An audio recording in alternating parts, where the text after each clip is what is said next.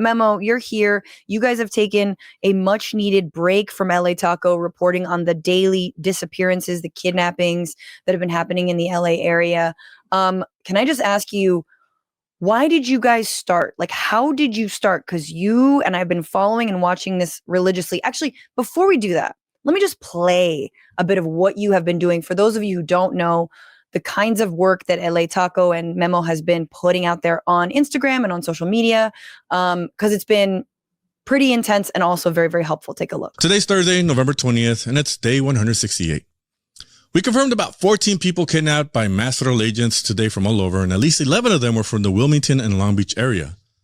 They started off in Gardena on Vermont and 149th around 8 a.m., where agents took one person shortly after dropping off their child at school. From there, they were all over Long Beach, questioning people at Magnolia and 10th, a young man on his bike on Anaheim and Caspian, and attempted to kidnap someone on Anaheim and St. Louis, but leaving empty-handed in all three of these incidents. They did chase a gardener into the Polly's Pies inside of the restaurant, where agents pinned him to the ground to handcuff him as Long Beach PD stood by watching.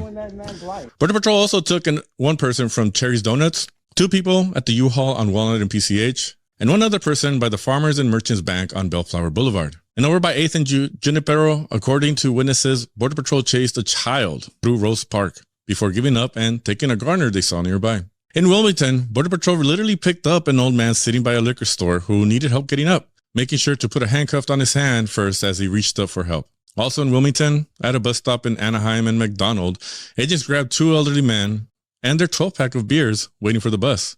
In Los Angeles, on Pico and Menlo early morning, a woman fled with her infant as agents grabbed her husband. The community came out, stayed with the distraught wife and her baby, and helped her get connected with lawyers. And by Chinatown, unidentified federal agents targeted an unhoused man named Manny, searching for him through tents before finding him with his wife. They threatened to tear down their tent if they didn't come out. Quote unquote, they didn't even give him a chance to put on a shirt, his wife tells LA Taco.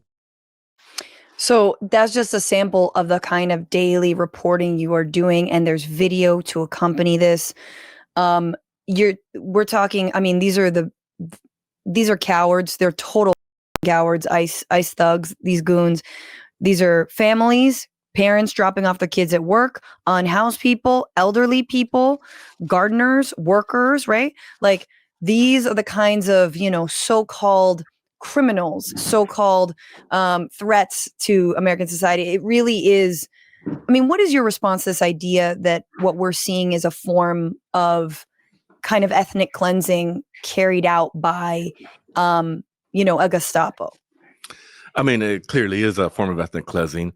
What you're seeing is, like you said, they're taking the most vulnerable, first of all. People, I mean, I was talking to a lawyer, she was talking about the detention center she goes to visit her clients, and they're mostly elderly folks.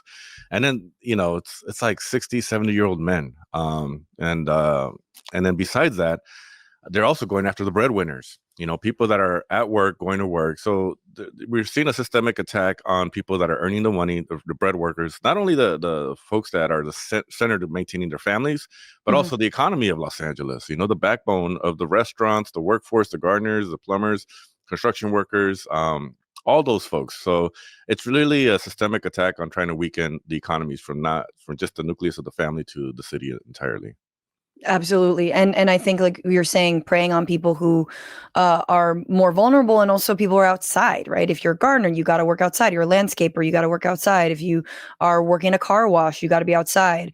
Can I ask you, like, first of all, we saw a lot of videos. How do you all at LA Taco get your information, and how do you vet it? I mean, we can also see with our own eyes, but what is that process for you guys? I mean, it's like a 12-hour-a-day process. From the early mornings, we start getting videos and information as early as 5 a.m. These guys start at 5:30 in the morning, stopping people on their way to work as they're pulling out of apartment buildings or going to coffee shops, or where day laborers actually concentrate, like whether it be a Home Depot or U-Haul or Dunn & Moore's paint shop.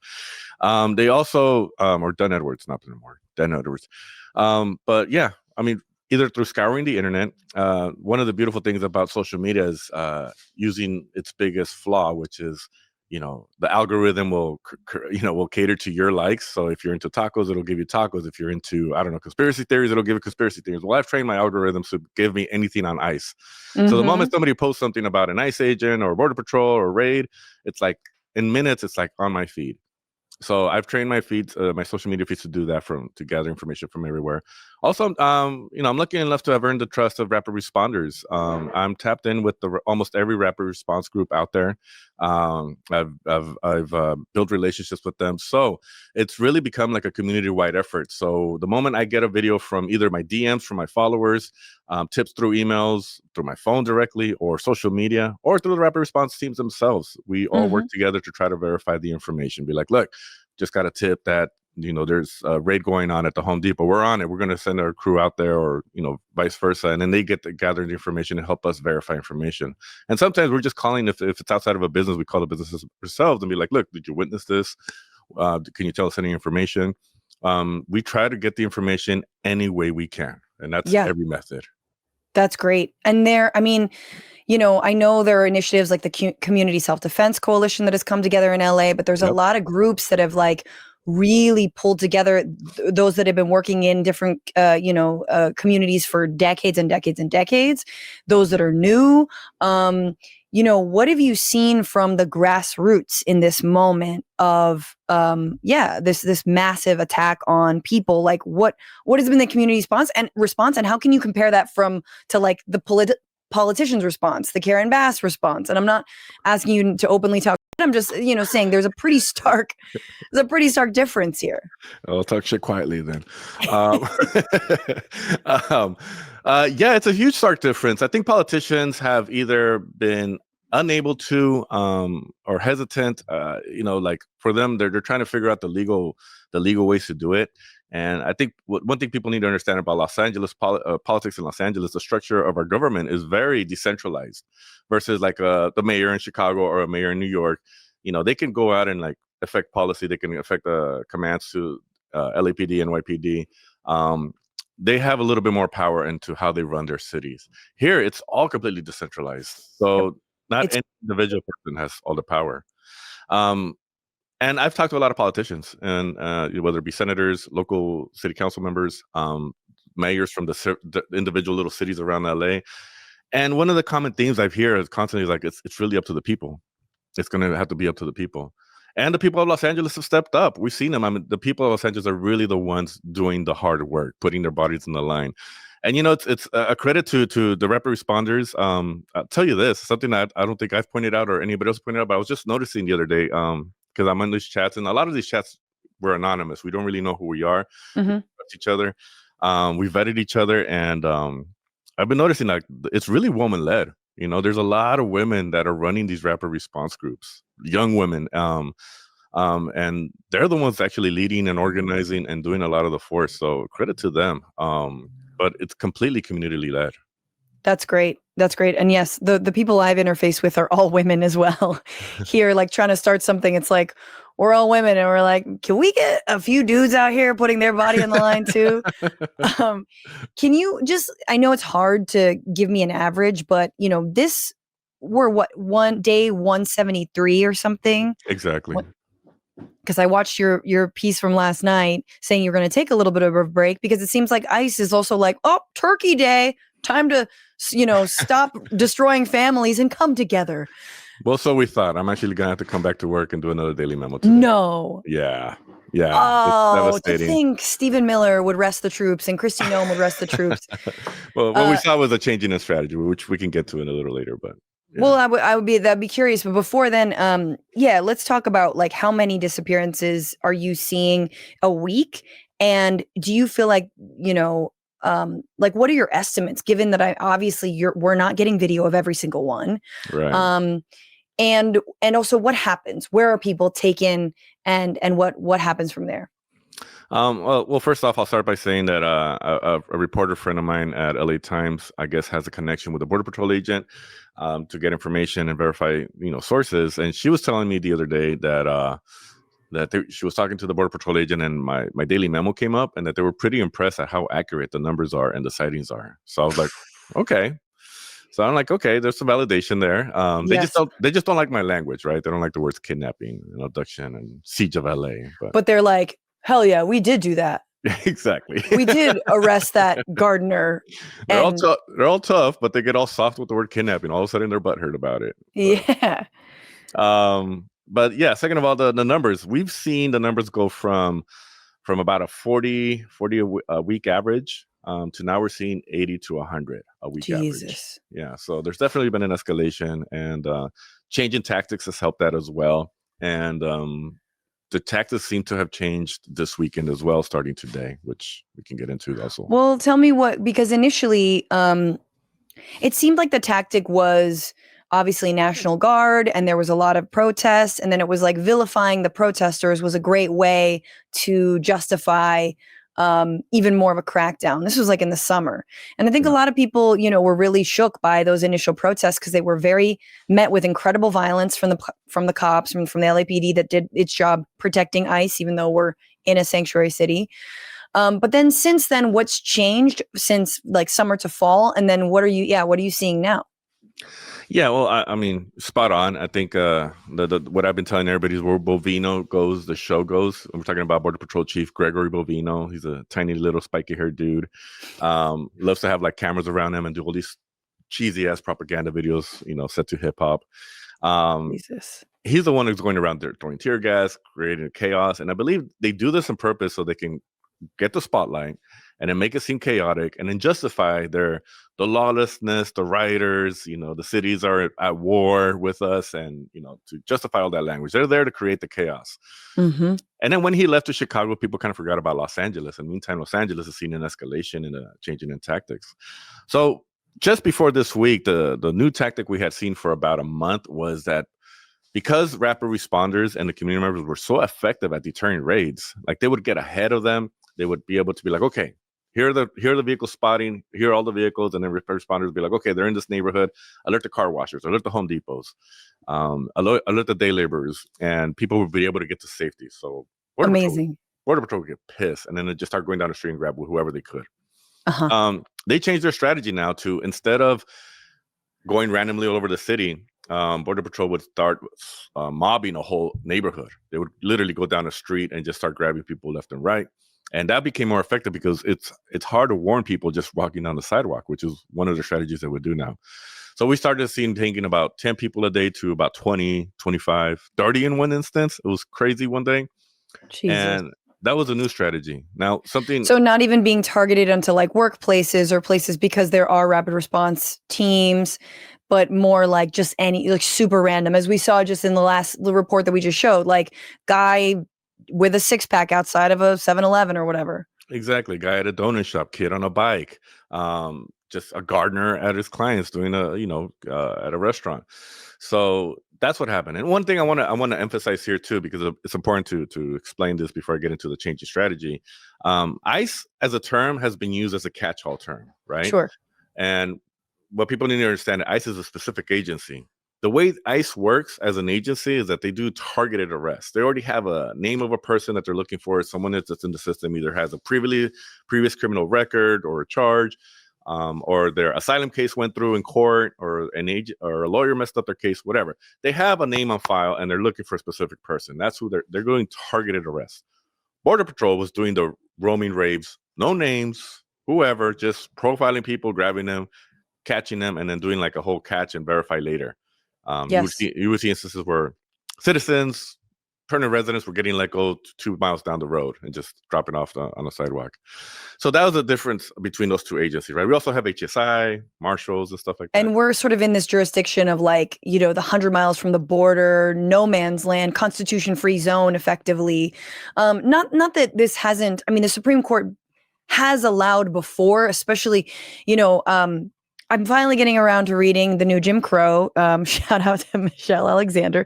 But like, we've legalized racial profiling in this country. The cops have done this for a long time against the Black and Latino community. Mm-hmm. But now we're seeing the Supreme Court legalize it when it comes to someone who it's basically anyone who looks Latino, like on suspicion of being undocumented, right? Like very broadly.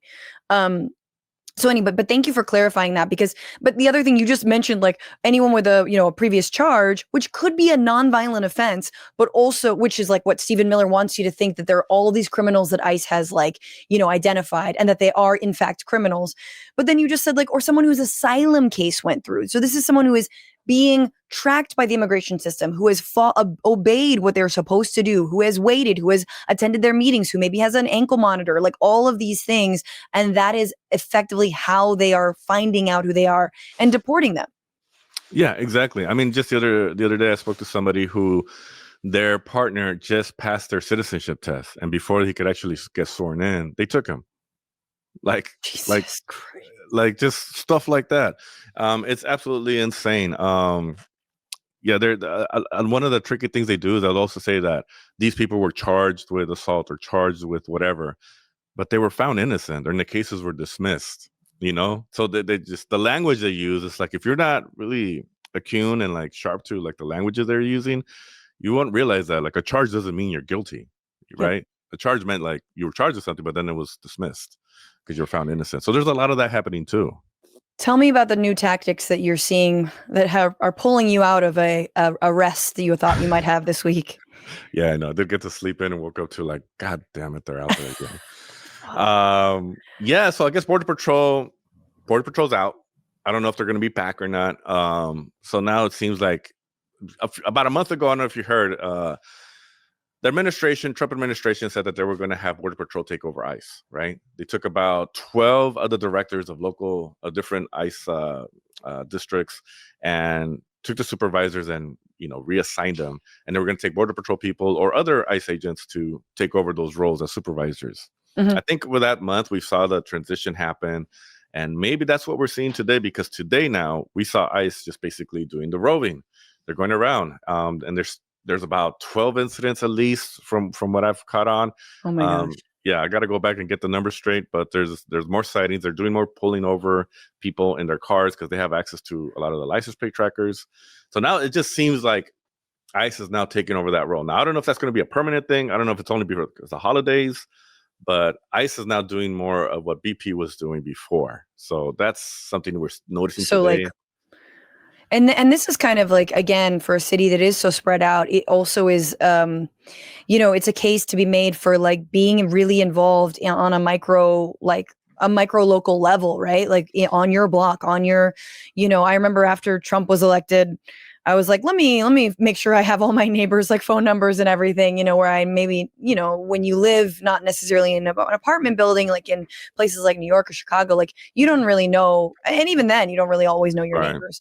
So, but because you don't know if your street is next, that could be it, that. And so I know like where the car wash, I would go to like, whatever alert and all this, but, it's terrifying. I do want to ask you more about, I did ask you, but like, I don't think you answered. Are people actually being deported? How long are they being held in the federal detention center downtown? What is it like so far? Like, what have you heard about the detention facility? I mean, it's absolutely a horrible situation. First off, when people get detained, they get sent to the downtown detention processing center, right? The MDC. And then from there, they get sent to a prison, either Adelanto or the one in the Core Civic one.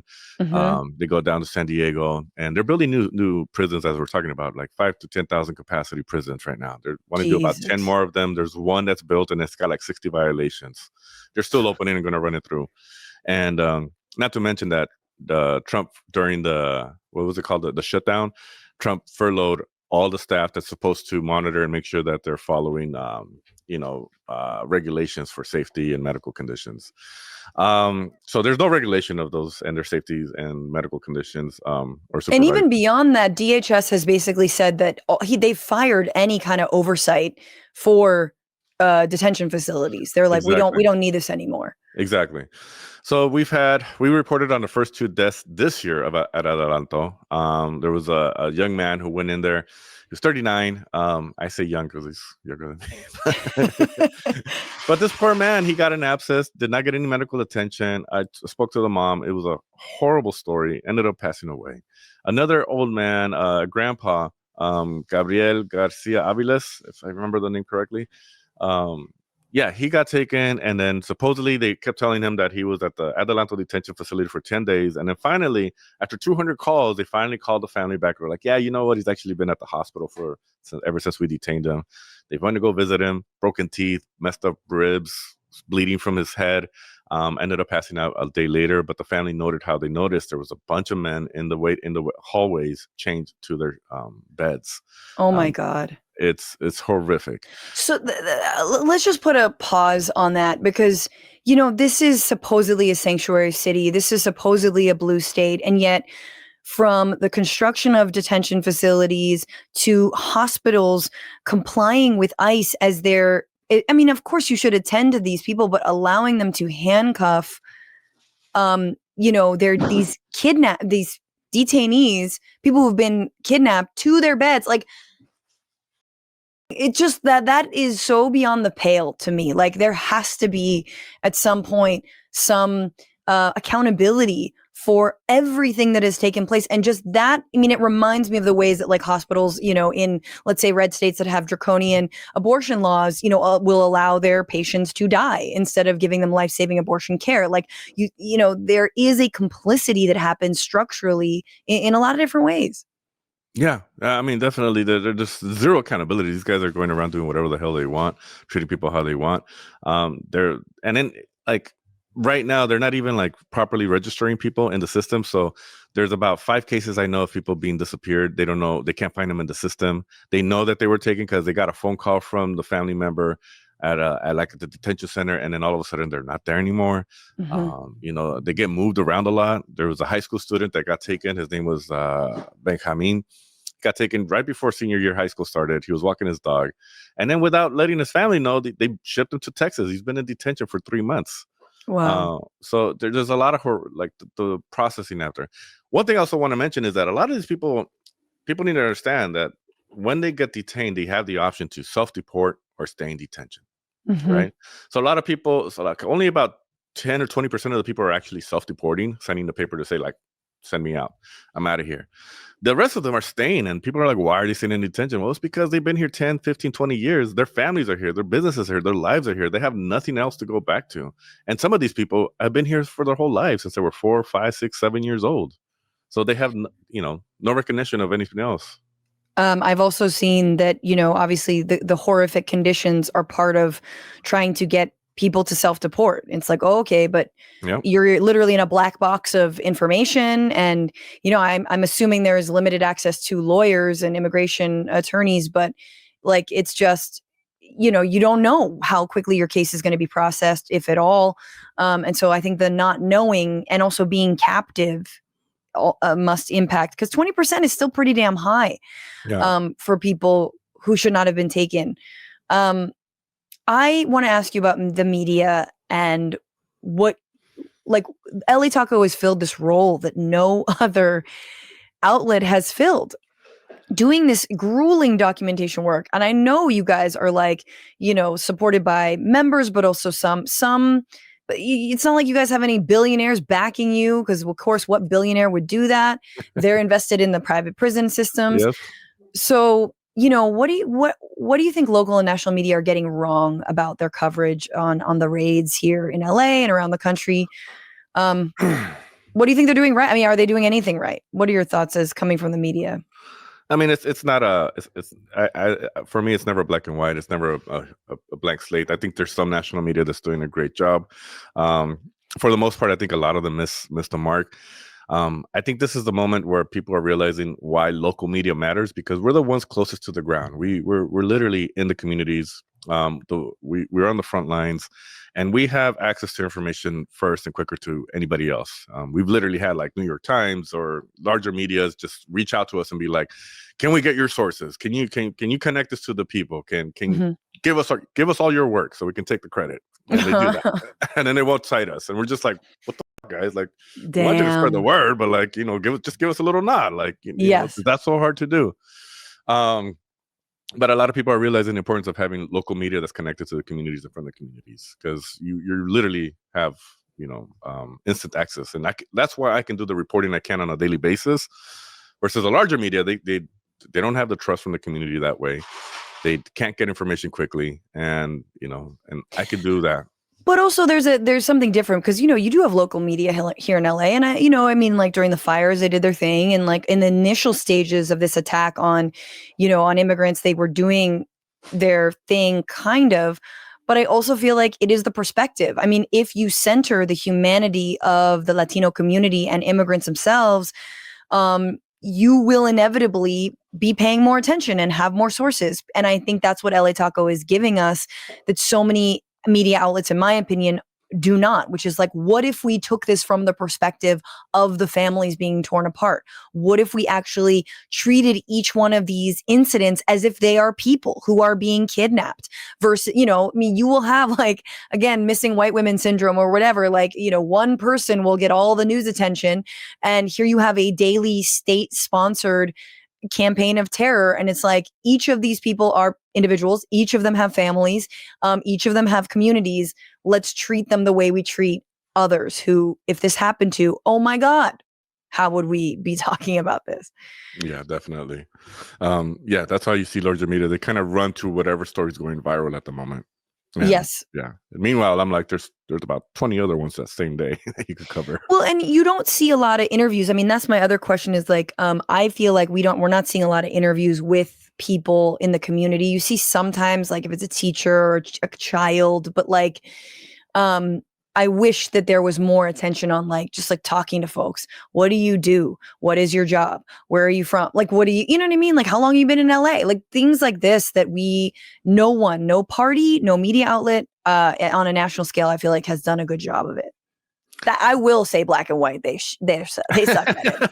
But I know you've been making a lot of media rounds, which is great. I have one final question, I think, Yes. Which is, look, Donald Trump is a fascist. He and Stephen Miller are doing this to communities across the country on purpose. Mm-hmm.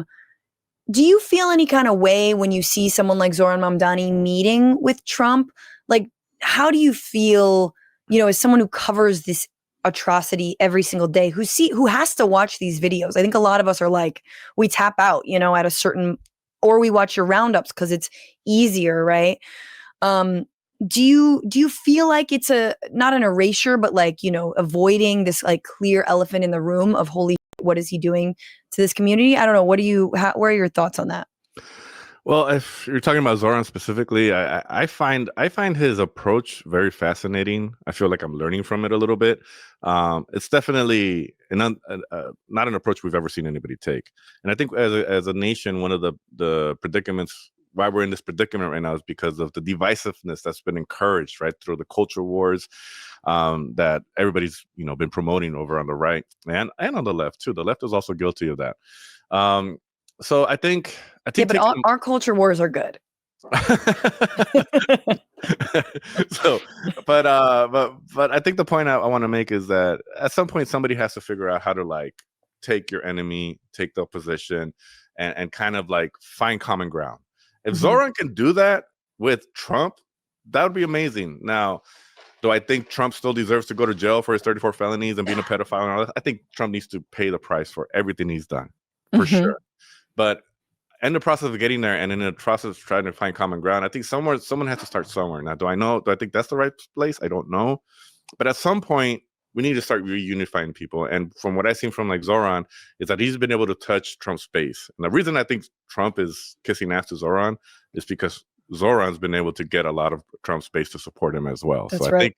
I think that's kind of what we're seeing here. But I think you're right. And I think, having the ear, I mean, like, I feel like if a next meeting happens and he's like, hey, I'm from an immigrant community and I'm from an immigrant family and you demonizing us, like, we're scared out there, can I invite you, to meet them? Can I invite you? Like, I feel like, and who knows, maybe that's, again, I feel like Trump goes along with the last person who's whispered in his ear. But I think you're right. We haven't seen this attempt at, I'm going to stand my ground, but also, I mean, you get shamed for it. I remember when Bernie initially was like, look, if Trump actually wants to talk about strengthening labor unions or something like raising the minimum wage, and he wants to make good on this populism, right, I'm there to work with him. And I mean, all the Democrats were like, how dare you work with him on that? And it was like, why? And then when he proved to be full, like Trump was full of, yeah, like, okay, well, I'm not going to work with him anymore. Which is probably what we're going to see anyways. But I think if you want to reach to Trump's people, right, on the right, which is all the people that are currently, I don't know, hate us for some reason that they've been told to hate us. Yeah. You have to start at the top. If you can find that what Zoran did with Trump and then work your way down. I think that's the only way, because trying to get to the people down here and work your way up hasn't worked for us. That just creates more chaos and, divisiveness. It's true. Okay, final. I just read, I think it was the LA Times, looked into, the rise of like Nazi and white supremacists here in Southern California and how they are being very emboldened, and they've always sort of been in like, Huntington Beach and all this, but there's like more and more. And, I feel like ICE agents and CBP officers, we've seen in other places around the country them being kind of like verbally racist. Yes, what they're doing is racist, but like, saying weird things about bloodlines or having like Nazi tattoos. And yet here in LA, I feel like some of the officers we've seen are maybe they're Latino, maybe they're Asian, maybe they're like, they seem, some of them to be brown, which I think is very striking. And a lot of people are like rightfully calling that out. Mm-hmm. But what do you make of like the makeup of like who are these agents are? And do you feel like there is more of a Nazi strand here in Southern California as well within ICE and CBP?